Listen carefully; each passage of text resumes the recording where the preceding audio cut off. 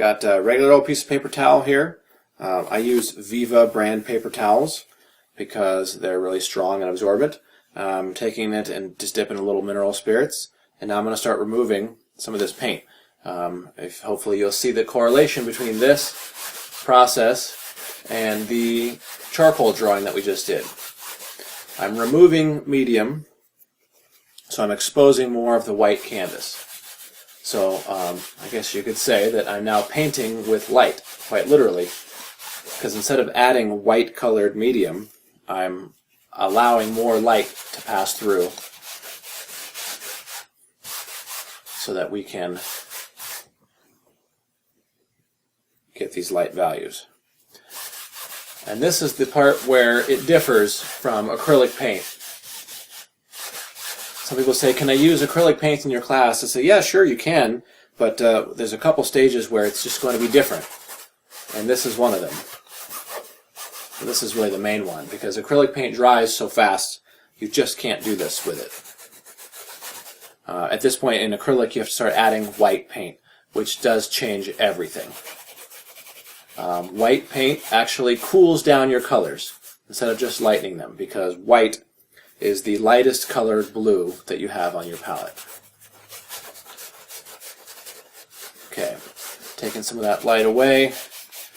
I don't want to make it too light because I want the rim light around her face and her arm and stuff to be the lightest. Okay.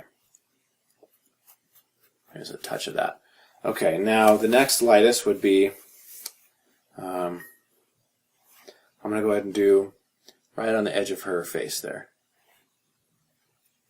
And it's a little thick because you have a big thick finger, but I just want to see what I'm looking at. I can add some color back in there. I made it too light. And then there's one right there on her shoulder. Going up the shoulder there. Down the arm. These are real subtle. You don't need to make them that big. I wasn't meaning to, but that's okay. And then here, her hand is a really bright value.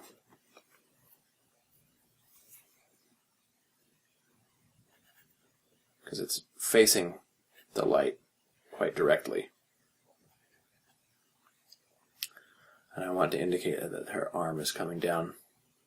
There we go. So that's the hand. And then we have that knee all the way down to her foot.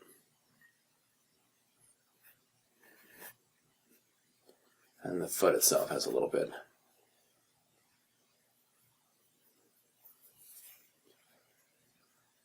Let's see, and then what else?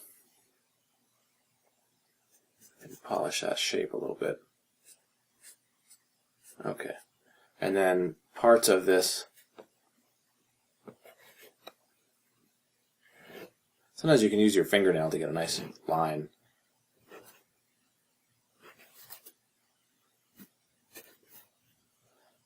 Not worried about every single fold right now, just the ones that are the shiniest. And, you know, squint your eyes at your subject. I say that a lot. And I keep saying it a lot because not everyone does it, even after I've said it a lot.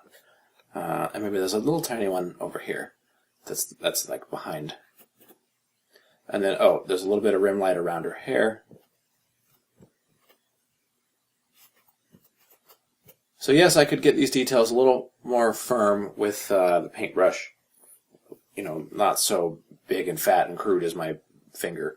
But this also helps me get a sense of what the whole scene's going to look like. If your scene's not looking good at this stage, you need to figure out why before you continue. Okay, I think that's looking decent. I'm not 100% sure how we're going to handle this whole area. Might just be some abstract light-ish shapes coming at her. Maybe I'll smooth it out a little bit. So that should do it. That's a nice underpainting. We have all of our three values. We have our darks, our mids, and our lights. We have our drawing. Everything's laid out essentially where it needs to be in the scene. Nothing's too big or too small or too far over. Everything fits. And we have some color temperature indicated. We have some warms and cools, and in the body we have some warms and cool areas, and things like that. So now we are ready for our opaque paint layers.